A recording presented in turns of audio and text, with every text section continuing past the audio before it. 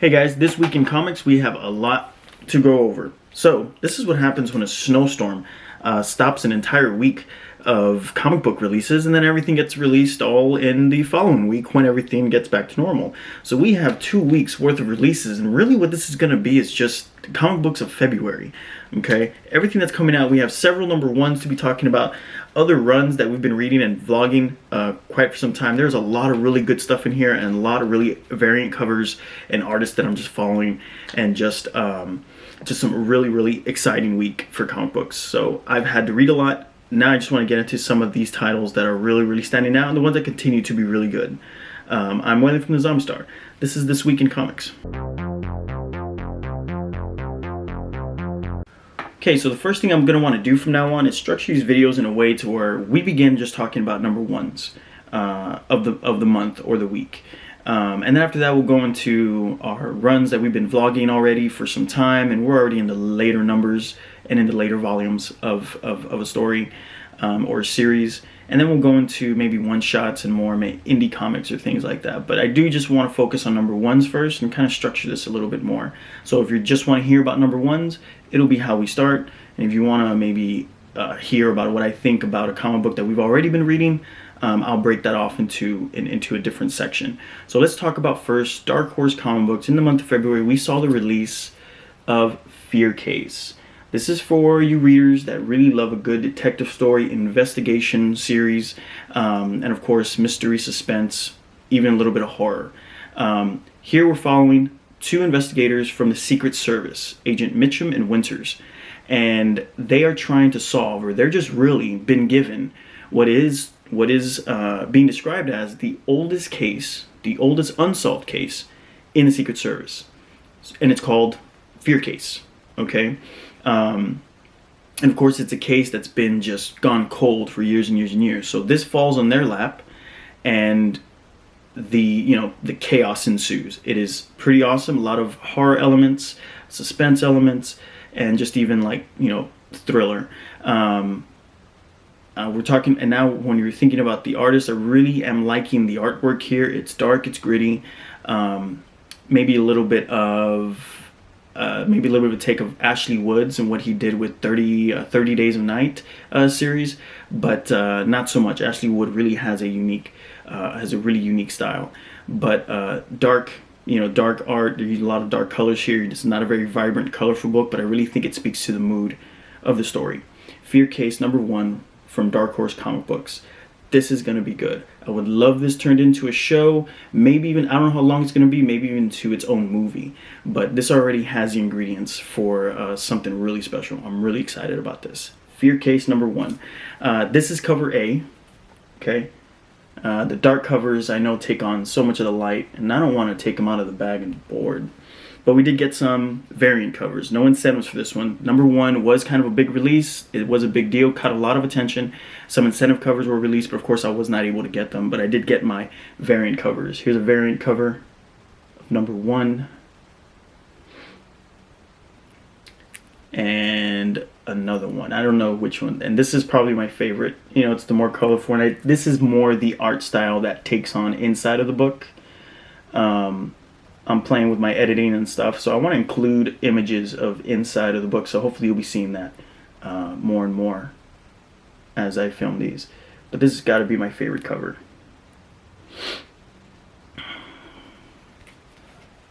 Okay, moving along from Image Comics, number 1, Radiant Black. Here we have Kyle Higgins and Marcelo Costa. If you guys are fans of the series Invincible or anything with Mighty Morphin Power Rangers, this is going to be for you, although with its own spin. I gotta be honest, I was skeptical about the art.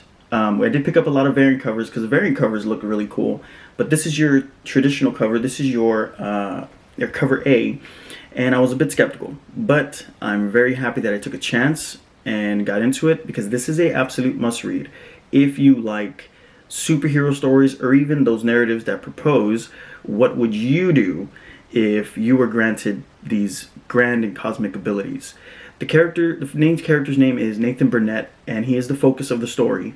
And I love how they're building this character just as a relatable, not very complex, and a character that really has no special qualities about him, but obviously his life dramatically changes. And I think what we're going to get here is just that morality tale. It's ultimately going to be about choices. And the ending to issue 1 is just mind-blowing. And of course, I'm just so excited to see about how this story is going to turn out. As I said, art-wise, when I saw the cover here, I wasn't, too excited about it. It does look like a Power Ranger, so I was a bit iffy, but huge mistake if I had passed this up. This is a really good read. The art take I felt inside the book, I felt was a little bit cartoonish, but I think I get it. It is really speaking to that. It really kind of wants to seem and appear and take on the appearance of kind of a run-of-the-mill, what would you do, superhero kind of story. And I think the art plays to that. But I think it just makes sense, and it really isn't too distracting, and it is really good work. Honestly, as these are veteran artists here that have been with Image for a while and been doing a lot of good work. I really love the symbol, though. So far, we're seeing here for Nathan Burnett. It is a black hole, and it seems to me that what we're dealing with is really the power of a black hole. So to see exactly what Nathan can do and how this is going to turn out, the choices that he's making, or the choices that he makes, is going to be really exciting as this story continues. And as I said, we did have several. This was kind of a big deal. It was a big release given the artist and author involved. So a lot of a lot of variant covers were available. So I went ahead and picked them up. I just love picking up art, and I just love picking up different books. So here we have, I don't know what it is, whether it's cover A or cover B, but I'm just going to show them off. Here's another, this is a variant cover of Radiant Black. And again, it's main character Nathan Burnett with his suit on. And this thing is just, it's pretty cool. Now reading it, now getting into it, it is pretty awesome. And here we have the blank variant. I like picking these up because if you do want to get something signed, or if I want something graded, this is the books you want to send out. Or even if you want to get like artists to provide sketches or remarks, this is the kind of the book that you want. And here we have another variant. Again, I don't know if it's A, B, D, E, but there were several. There were more than these. But these are the ones that I picked up. I told my shop, just go ahead. I noticed how many that were going to be released. And I said, you know what? I have a feeling about this. Let me get the variants. And I'm very happy that I did. I even was able to acquire a Virgin variant of Radiant Black #1. And this is pretty cool. This is probably my favorite cover just because it's a Virgin. But that artwork is looking pretty awesome. See, this is, I feel, more like kind of a mature take. The art inside isn't that much different, but, it can be a little bit cartoonish, but it's slow. I'm really just getting over it because I'm just following this really good story. Radiant Black, #1, absolute must-read. And, of course, it just came in so many. But if you're going to pick this book up, this will probably be the cover that you'll see out there still available. Really awesome book. Is it up to no? It's not. Okay. Okay, still with Image Comics, Deep Beyond #1. I'm always giving you recommendations. I'm always saying that this book has got to be the book that you are going to read. You're not going to regret it. This is absolutely true for Deep Beyond. We got Goy, Andolfo, Bacardo, and Nocenzo. A lot of talented artists and writers getting together to put together a really awesome story here and some really beautiful art. Deep Beyond is a really unique book. I think it's really going to become very popular, and it's going to garner a lot of attention for its content. Story-wise, if you are sci-fi, if you are thriller, if you are horror, if you are monster and post-apocalyptic-esque type of person, this type of things you're into, Deep Beyond is for you 100%. Art-wise, this book is colorful, it is vibrant, it is loud, it is very deliberate. The art, I'm absolutely in love with it because I think it speaks to the narrative, which is manic, chaotic, and very just hyperactive. This narrative is complex, not the easiest read. Okay, we're coming from Radiant Black, which I feel is kind of just it begins seemingly, as I was saying, a run-of-the-mill kind of story. This gets going so fast, and there are so many moving parts when it's trying to build this world and this universe. Again, post-apocalyptic-esque. We're dealing with massive viruses, the toxification of our air and water supply on planet Earth. Takes place in a distant future, and of course the world is just an absolute chaos. Different factions and religious factions that are at war with one another, and eco-terrorists and bioterrorists. We're following several characters that are trying to solve this grand mystery of things that are happening to the planet.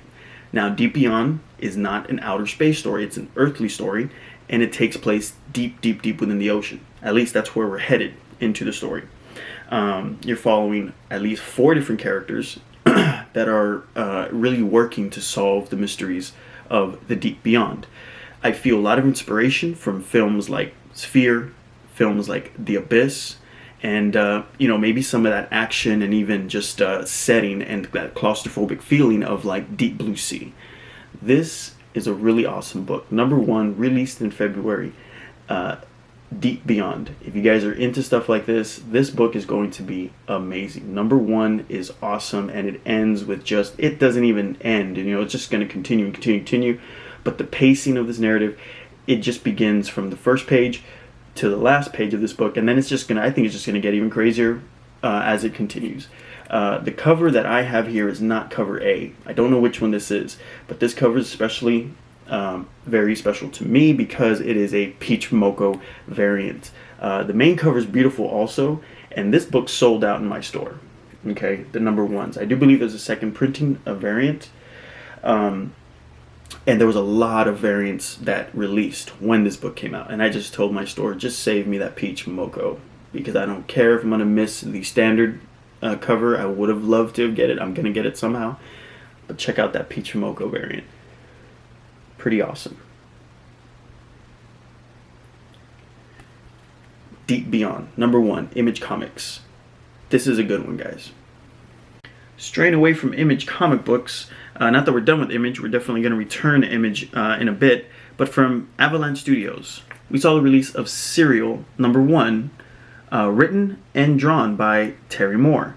Now, I did not know that this was a short series of a larger universe, jumping off of the comic books called Rachel Rising and 5 Years.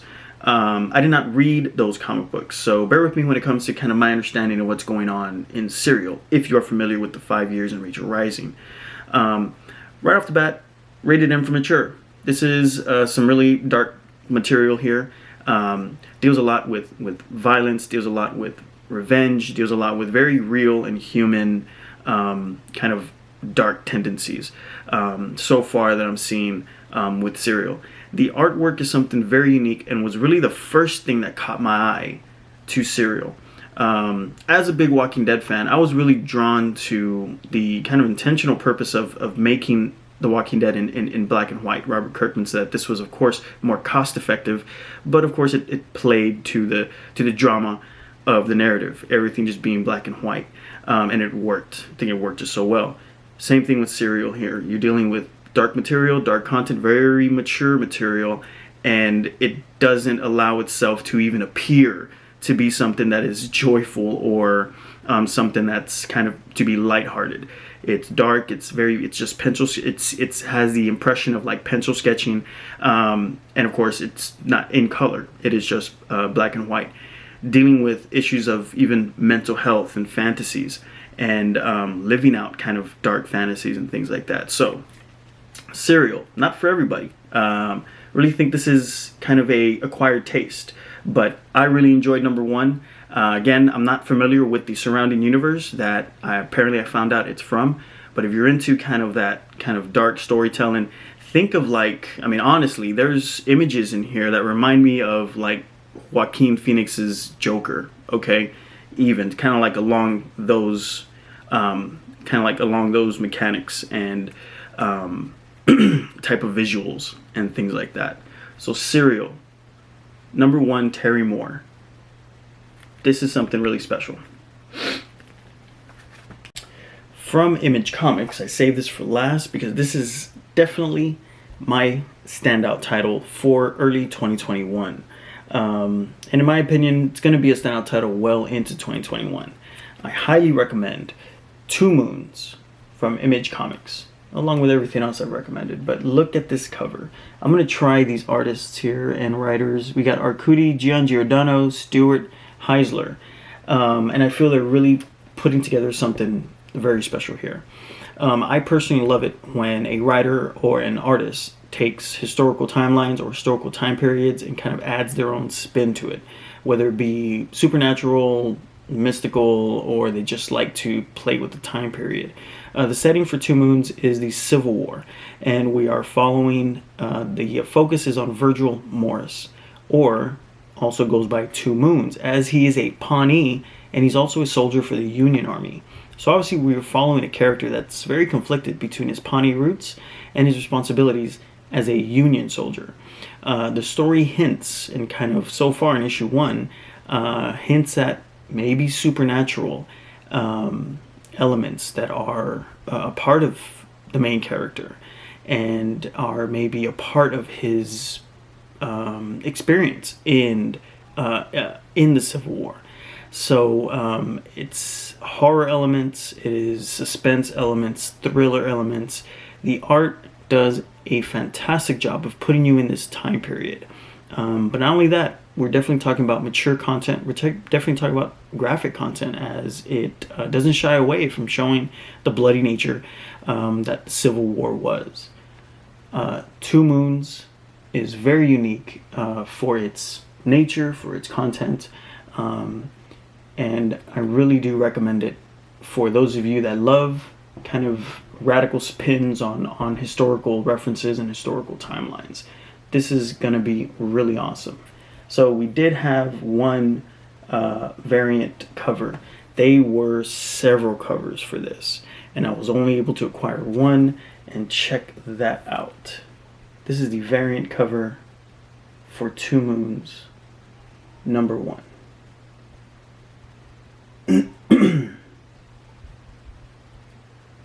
So these were our number 1s for February. As I said, there were quite a bunch of books to talk about, and I'm not going to get into all of them in one video. This is going to be broken up into several things, but definitely number 1s for February. These are the ones that really stood out for me. I'm going to really hold Two Moons as the standout title and maybe at the top of the list, but that's in no way taking away anything from anything else I've talked about in this video. But we will come back with more comic books, more variants, and just kind of more reviews on what I think about these things. Thank you guys for watching. See y'all next time.